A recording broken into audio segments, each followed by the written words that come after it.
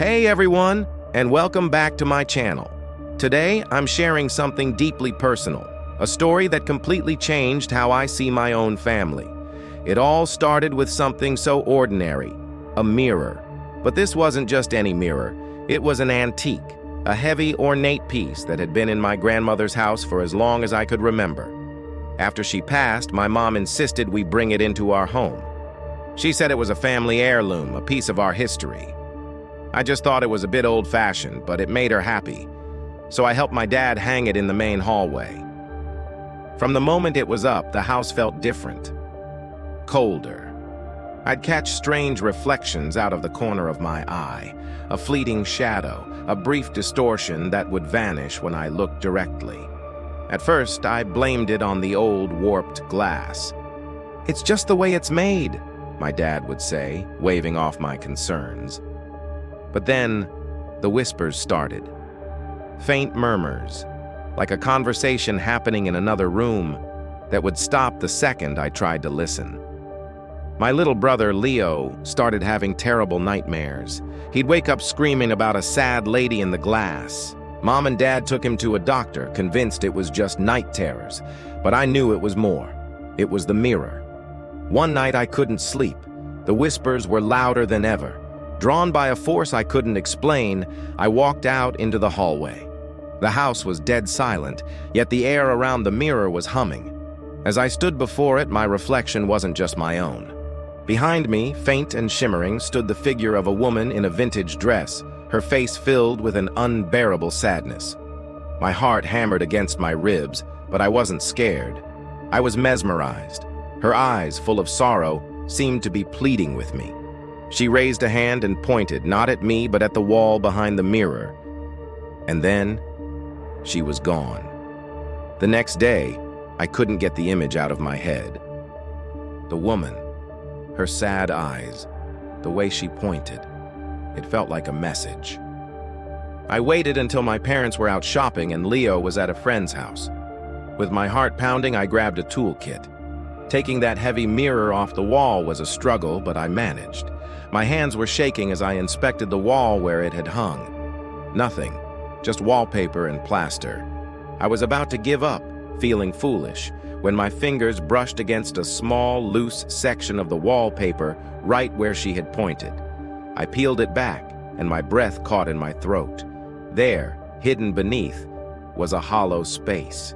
Inside was a small, dusty wooden box. I gently lifted it out. It wasn't locked. With trembling hands, I opened the lid. It was filled with old, faded letters, tied together with a faded silk ribbon and a small black and white photograph. The photo was of the woman from the mirror.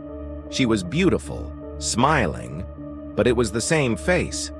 The letters were love letters, written with elegant cursive. They were from my great-grandfather, but they weren't to my great-grandmother. They were to this woman. Her name was Eleanor. She was my great-grandmother's younger sister. As I read, a hidden family tragedy unfolded. Eleanor and my great-grandfather had been deeply in love, but my great-grandmother, consumed by jealousy, had intervened. She spread terrible rumors, turned the family against Eleanor, and eventually forced my great-grandfather to marry her instead. The last letter was from Eleanor. It was a goodbye. She wrote of a broken heart and a life she couldn't bear to live without the man she loved. A few weeks after that letter was written, she vanished. The family story was that she had run away to start a new life, but the truth I now realized was far darker. She had taken her own life, heartbroken and betrayed by her own sister. My great-grandmother had built her marriage on a lie, on the ruins of her sister's happiness. And she hid the evidence right here, behind this very mirror. The mirror that had belonged to Eleanor. It had been a wedding gift to her, one she never got to receive. It had silently witnessed everything, holding on to the sorrow and the injustice for decades. The whispers I heard, Leo's nightmares, the coldness in the house. It was her.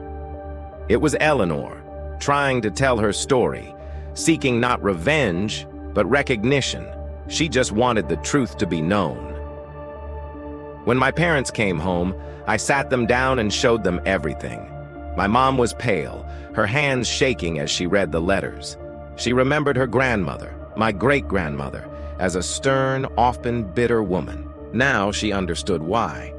She had lived her entire life with this terrible secret, a secret that had poisoned her from the inside out. My dad, a man of logic, was speechless. The strange happenings in the house suddenly made a terrifying kind of sense. We were all quiet for a long time, the weight of this long-buried history settling over us. That evening, we made a decision. We couldn't keep Eleanor a secret any longer. We found an old photo of her and had it framed. We placed it on the mantelpiece, right in the center of our living room. We also contacted some distant relatives, sharing the letters and telling them the true story of their lost aunt. It wasn't easy. It brought up a lot of complicated feelings, but it felt right. We were finally giving Eleanor the place in our family she had always been denied. As for the mirror, we couldn't bear to look at it the same way. We had it professionally cleaned and then we sold it. It felt like her story was finally free, and she didn't need the mirror to tell it anymore. Almost immediately, the house changed. The cold spots vanished. The whispers stopped. Leo started sleeping peacefully through the night. The oppressive weight was lifted, replaced by a sense of calm, almost like a quiet thank you. This experience taught me that every family has secrets, and sometimes the most ordinary objects hold the most extraordinary stories.